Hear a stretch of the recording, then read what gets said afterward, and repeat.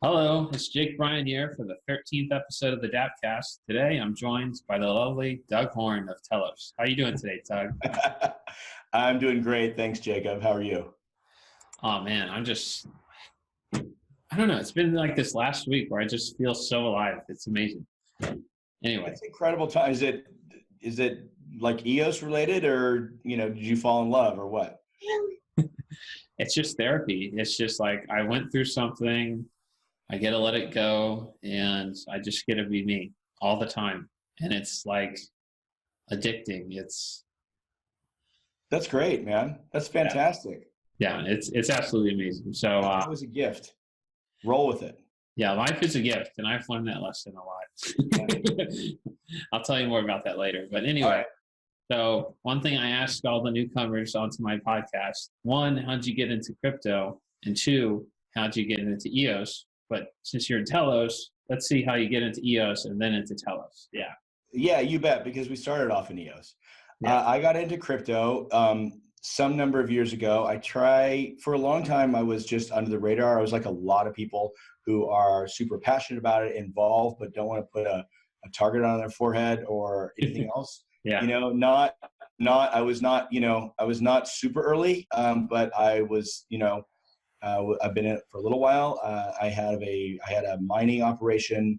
I was doing some coding on some projects under a different name. Everything's cool. I just don't want to, you know, yeah. um, You gotta when maintain your secret identity. I understand. yeah, it's not that much, but I'm but just kidding, Superman. right. Um, so at some time, I realized as I kind of went up through these echelons of like one GPU, card, and some ASICs and some investing and running nodes, and either for profit or just running like full nodes of Bitcoin just to keep the system going. Um, I kept growing and growing and growing my involvement, and then I realized that the only way to really make this work, it hit me very hard that if this is going to come out, somebody has to build all these things that Andreas Anatopoulos has been talking about that got us all passionate about it, right? And there's a moment when I was like handing off a book, one of those orange or green books with all, or purple books with Yeah, all his things on. I was giving it to somebody, and I was saying, "Oh, this is amazing! It's going to change your life." And I realized that like none of these things had actually been done yet. Like not one of these amazing, awesome things had been done, and it had been like 7 years, right? And yeah, so I realized that all the accusations that people make about crypto are actually 100% true unless we sit down and build some of these things. And so I had been involved for a while, and that happened to coincide with me knowing some really super competent people from other areas of my work before. When I was just workaday, making videos and inventing games and things like that as a creative. I knew some great people, and I pulled them together, and I said, "Hey, let's make this work." And we hired some awesome developers right. and started building stuff. That's how I got involved.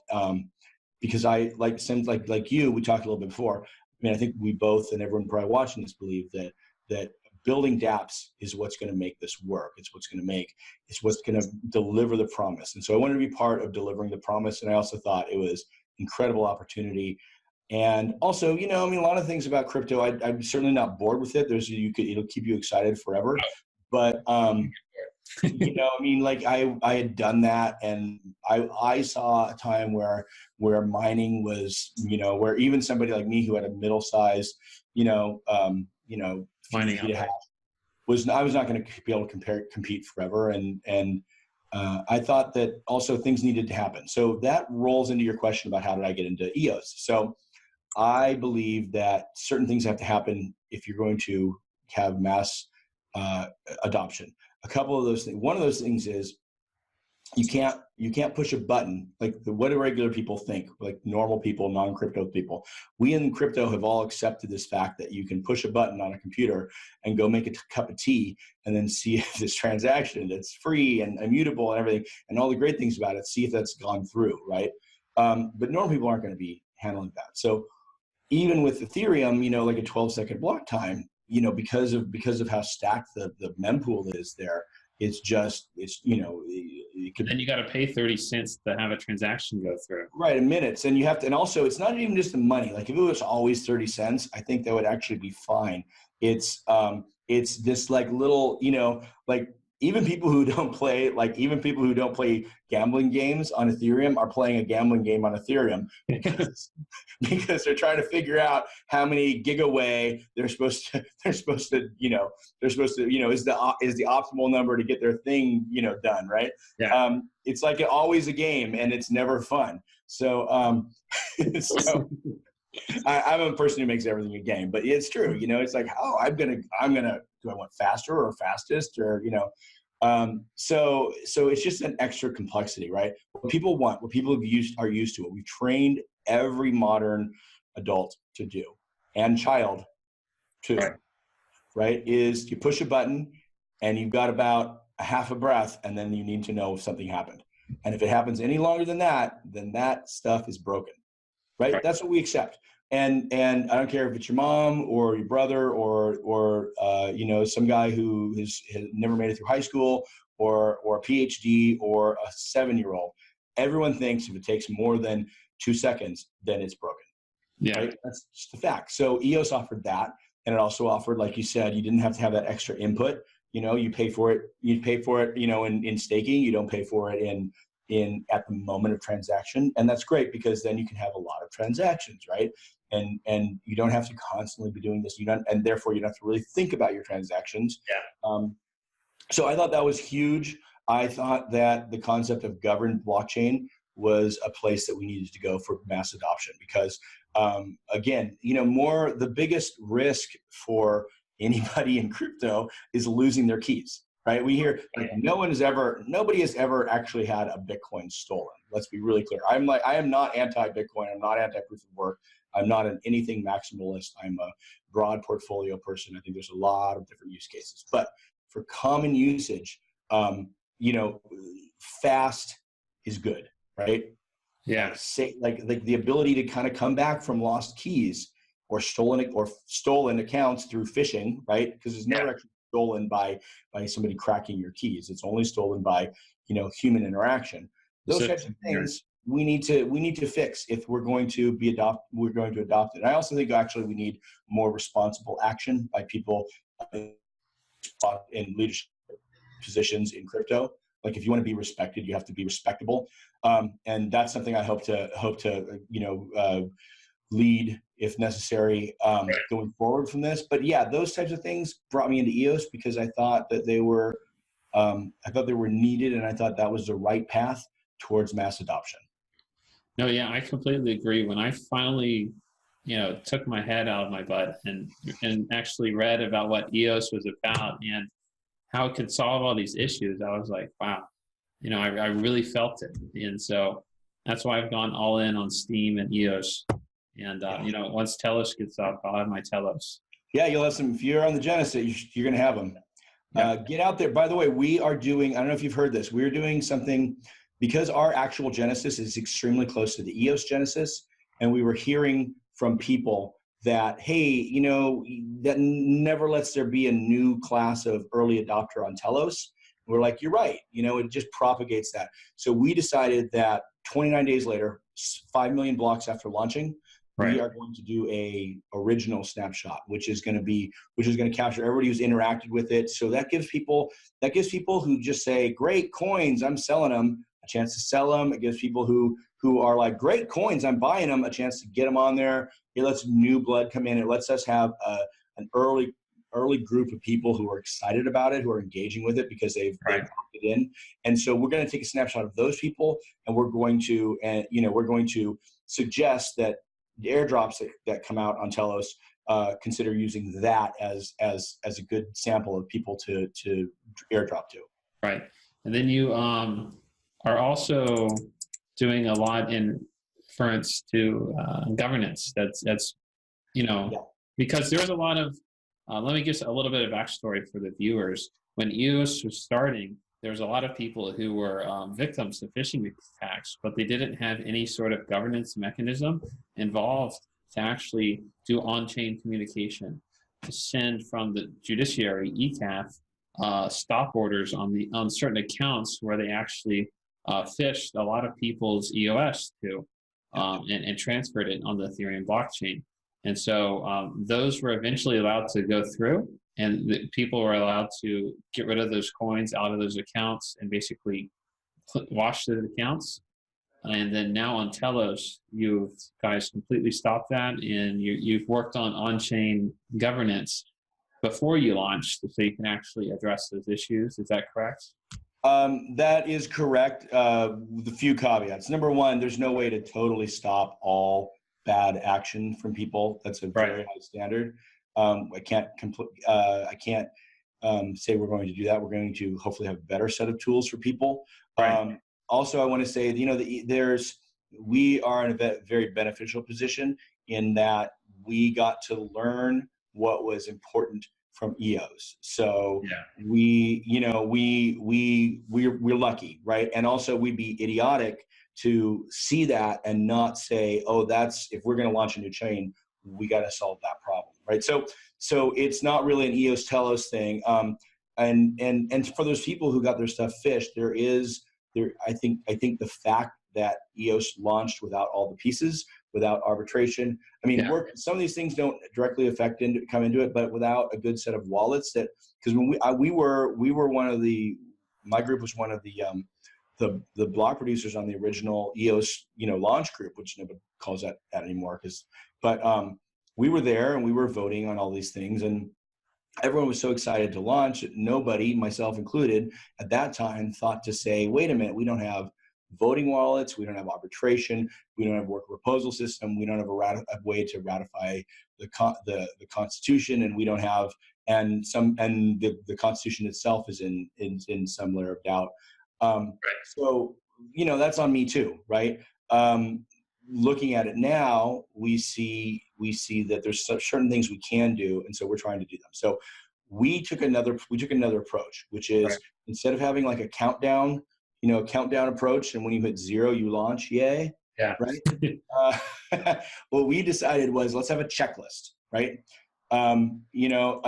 Let's say, everyone in those NASA launches thinks about the T, 5, 4, 3, 2, 1. But really what happens before that is they say, life support, go, right? Fuel, go, right? All these, they check all the systems and make sure they are ready. And I think we missed that part. And so we are saying, hey, let's take a different approach and let's function on the process so that when we do this, we'll know that everything is set. Right. Yeah. So that's what we're doing. So that includes every promise we made. Right. So we have to do all the basic stuff. Like we've added security features like rotating VPs to test for readiness, pulling people off who aren't producing, so that to protect the chain, so you never get into a bad situation. Inverse weighted voting, so that we encourage people to vote more equitably. So things like that. But then we also have these governance things, and we said we're not going to launch without ratify, amend. Right? You have to be able to ratify this contract. So no matter how much we screw it up, people can fix it. Worker proposal system is actually extremely important because I know it's being poo-pooed now, and perhaps that's because they have a very high amount of 4%. Ours is much lower; it's 1.5%. Yeah. But which because 5% annual inflation is strange in worldwide. 2.5 is a nice number that a lot of economies are trying to see as sustainable. So, but it is important because otherwise you don't have a way to continuously develop the network, and we can't assume that block 1 is going to keep doing this forever. So we want to maintain code. We actually are right now. Telos is the only one that's going to maintain its own code because we forked it and made all these additional things. That's, I'm not trying to brag about that, but it's just a factual statement. Right. So ratify, amend, worker proposals, arbitration. Our arbitration is a little different because we are having elected arbitrators, so that that's good. People can choose, right? And then I don't know, some other stuff I forget. That's but the thing is, we built these great election systems. We built all these additional systems to empower people, and so now any token that launches on Telos as a tip 5 style token is going to have built-in voting functions right in the token that are at the system level.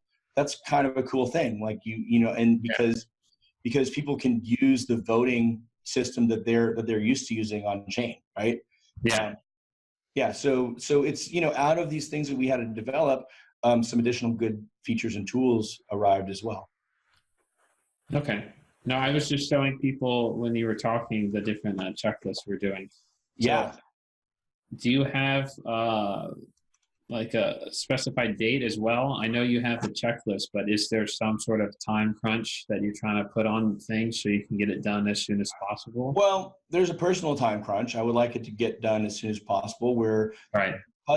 Because of the way we're launching this. So we're very certain that we don't want this to be ever looked at as any kind of security. And there's certain things you can do, like never doing an ICO, which we did, and also not having any central group, right? It's actually being launched by a group of over 100 people, decentralized.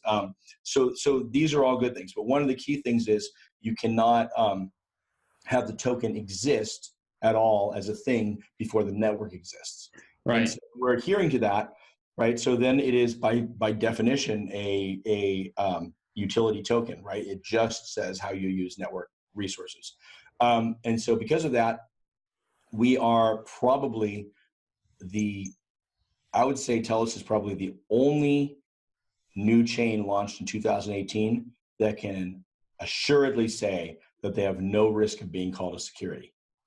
Right. Including EOS, right? Including a lot of things, because they're out doing ICOs and things like that. But we didn't do any of those. Now, this flip side is we don't have a lot of money to work with, right? And to go buy our way onto exchanges, those exchanges that do that. But we're getting on exchanges anyways, and we don't have, and then we have to wait to launch the network before we have any tokens. So that is actually it's almost impossible for DApps and exchanges to actually start listing us until those tokens exist, and they need to create liquidity pools and they're on the test net, they're working on it, but there is a time lag when they can do that. And so yeah, we want to get that out there. People are excited about it, but we don't want to get it out there so much that we're going to throw our idea of the checklist out the window, right? Right. So we're going to have a vote. So we've had one vote. Everyone knew that vote wasn't going to pass. It was a unanimous not pass. It was just the political theater of going through the process and showing people that this is what we're going to do.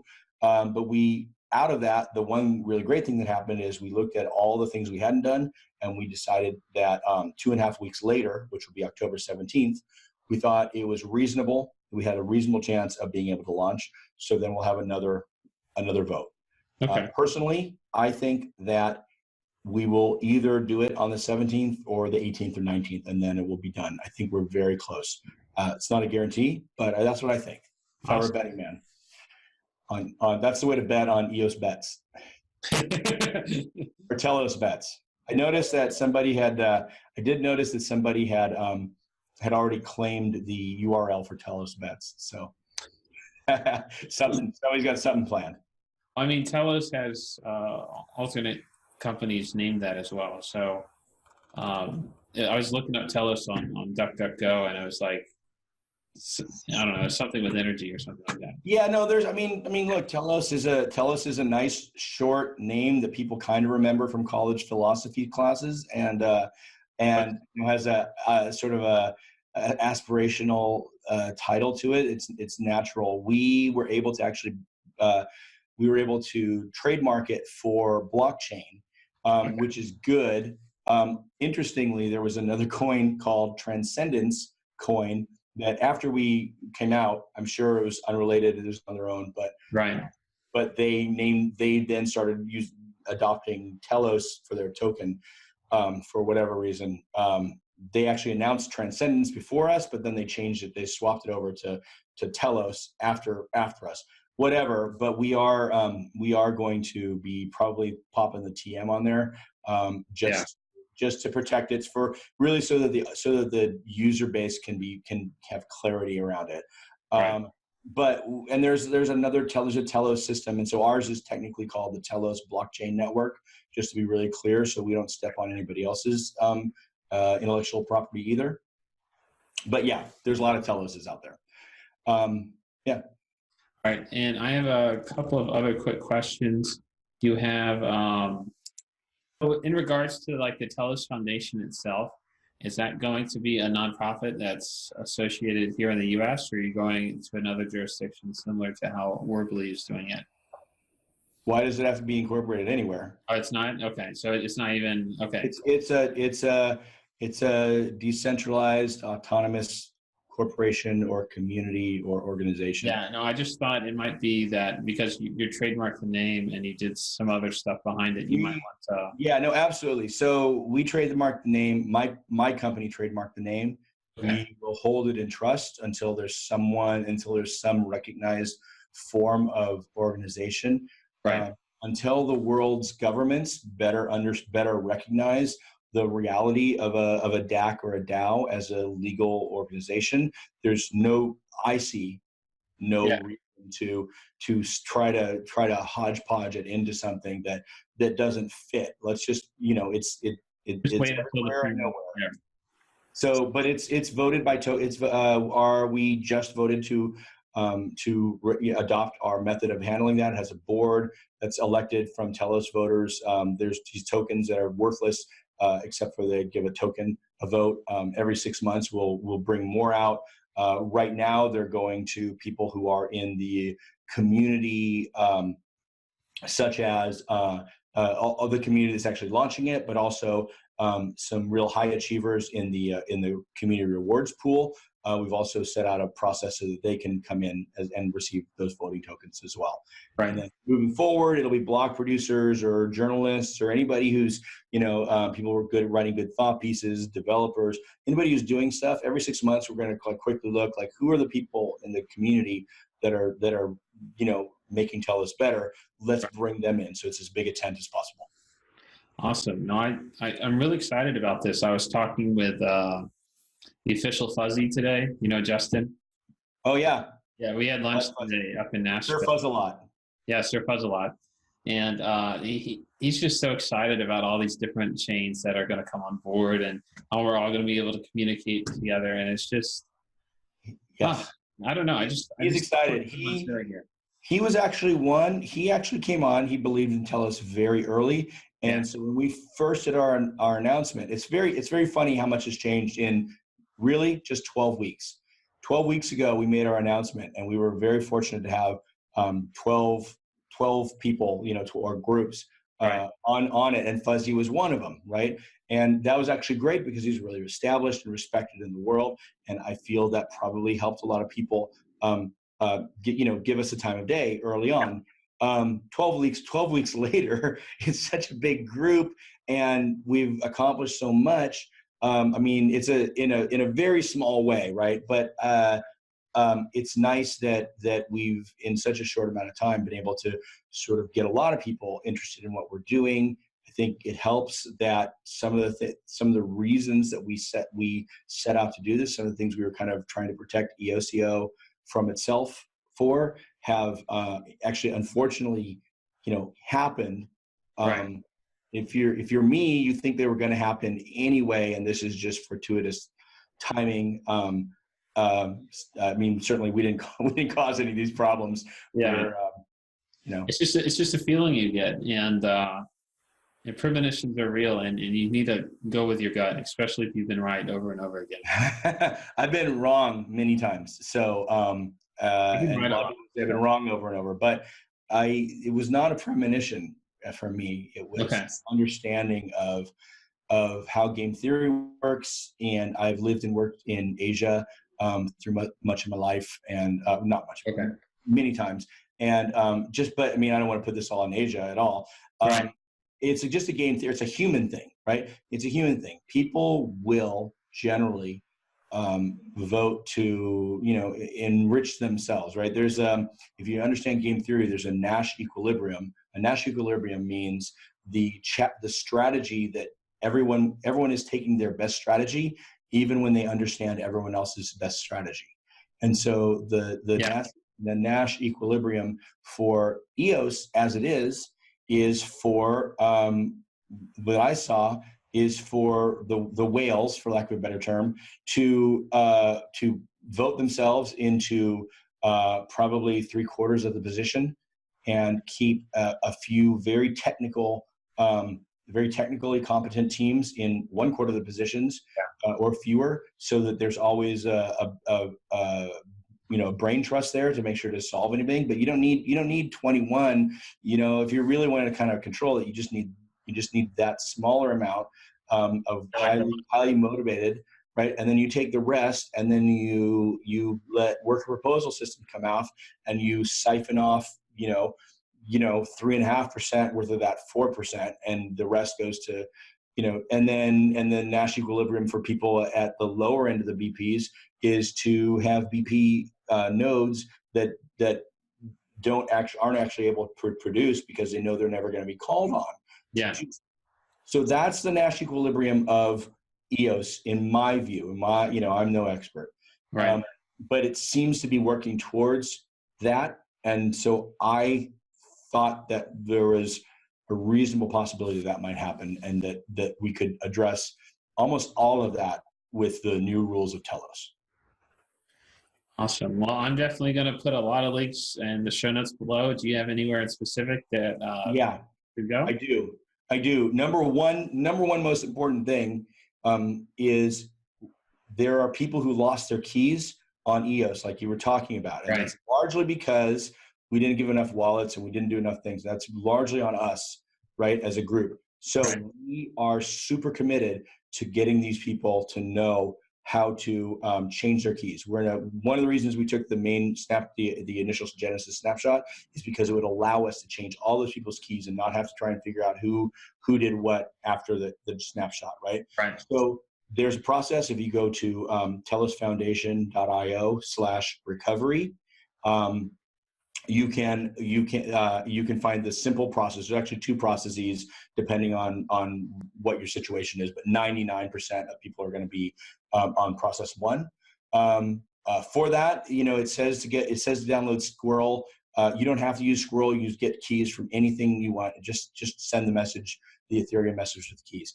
And so that's number one most important thing. And I would like to give a shout out to Modi, the head of ECAF, who just agreed to share that same information with the people who have these cases pending with ECAF. So at least they have the information to go here, and hopefully we can inform a lot of people all at once. So he didn't have to do that, right? He didn't have to help and share. That's something they did because I believe they truly want to help people, and this is a way they could. They could have just said, no, to heck with you, Telos, we don't care. It's a different chain, but they didn't. So my hat is off to Modi and the ECAF people for sharing that. So that's number one. That's the most important thing. People can earn. There's a rewards program. If you go to telosfoundation.io/rewards, you can earn free tokens. That's still open right up to launch. And frankly, I think that's too rich, right? I think we're giving away too many, but I am just one guy, one voter on this. And there's a way you can get a lot of Telos. Like if you scroll down just a little further, and you can see you can get 150 Telos just for having 500 likes, right? That's for some people that's super easy, right? Yeah. For some, if you make a tutorial that gets video that gets liked, it doubles everything. Go out there, and we want to reach out to all these communities, right, in different languages. So all these people get a free account, and they get the tokens as soon as possible after launch. So we are excited to get people to know about this. And then we're going to have dapps. There's a lot of things on the website there. We've got some things about our governance. We're going to want people to vote. People have more things they can vote on Telos. For example, you can vote on arbitrators. If you go to the arbitrators program, you can see that you can see all the information down there about how to do it. But then you see, I think, don't scroll down just a little further, but not too far. We actually have a couple people, I think, who are running. You don't have to scroll any further than that. I think only one is actually on the website now, but we're about to put some more on there. You can see people who are being voted for the Telos Foundation board. You can see we have a program for dapps, for dapp development, where we're going to be putting out putting out tutorials and templates and smart contracts, and also linking to efforts from EOSIO education groups, so that because there's so much crossover that we want to make sure that it doesn't make sense for somebody to just do Telos only or EOS only or Warbly only. Like, we can do a lot of crossover for things that's not quite enacted yet. Right. Set up yet. These new things are coming out every single day. So some of the stuff is up on the site. If you check back almost every day, we've got a new page there. If you want to know about our governance documents, there's either a governance page there coming now, or it's yeah, there we go. You can look at all these things that so the TBNOA, that's our operating agreement, that's been adopted. Since some of these things are pretty dense and boring, we have explainer things on our Medium. If you go to the blog there, that'll take you to Medium, and there's a lot of articles there about, so you can go, we do a weekly report, media, we do a, so yeah, if you look at that, that's basically, it's got the actual text and everything, but then, this is the one that's adopted. There's another one that's an explainer that talks about thank you. that talks about the, if you go down just a little bit more, I guess, there you go. So each one of these will have this explainer document. So where we talk, you can scroll down. It's got the code, basically, and then just a little explanation of what each one is meant to do. So I think that. Thank you. That is a way that we can kind of make it a little less like a contract and help people understand what they're agreeing to. Yeah, no, that's really good. I've been doing some work for EOStack, and I did that with their constitution because it's very dense. Oh, that's awesome. Yeah, thank you. Because it needs everyone needs that. People are just going to glaze over. We discovered that once you take, we had a different approach to the governance documents, and I personally think that we need less of a constitution, right? Like a big, beautiful set of ideals, and more of like a car maintenance manual. What is a carburetor? If it's broken, how do I take it out and fix it, right? Where are the brakes? Oh, those are the brakes. So that's kind of what ours is. It's long, but the goal, and you just kind of gotta hopefully understand all of it. But the nice thing about that is when you have an operating manual versus a book of poetry, if you have a problem, then you can go to that and you go, well, what happens when I do this? Oh, okay, block producers can't do that. Exchanges cannot vote because of this, but proxies can because of this. Okay, got it, right? Versus things that are broader and harder to immediately interpret. And I suppose my guess is if that was our constitution in EOS, so that continues to be for a long period of time, then in 3 or 4 years, there will be enough of a case law type scenario where we'll understand it better.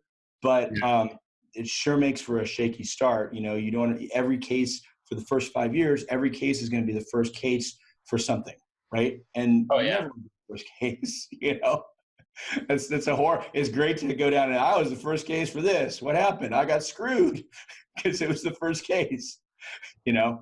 People don't care about governance until they care about governance, and then they care very much. They don't care about it until shit happens to them. Yeah, that's how it works. Yeah, awesome. Well, I appreciate it. I feel like there's we also need to mention the socials here. t.me/hello telos, and then of course you're on Twitter at hello telos, and then all your socials on your website, telosfoundation.io. And you put little links, that would be fantastic. Thank you. It'll be in the show notes. And all right, that's it. Thanks for coming on the Dappcast. My name's Jake Bryan, signing off. Please remember to use Freedom Proxy as your EOS voting proxy, or add the Dappcast favorite block producer, EOS Stack server, to your voting list.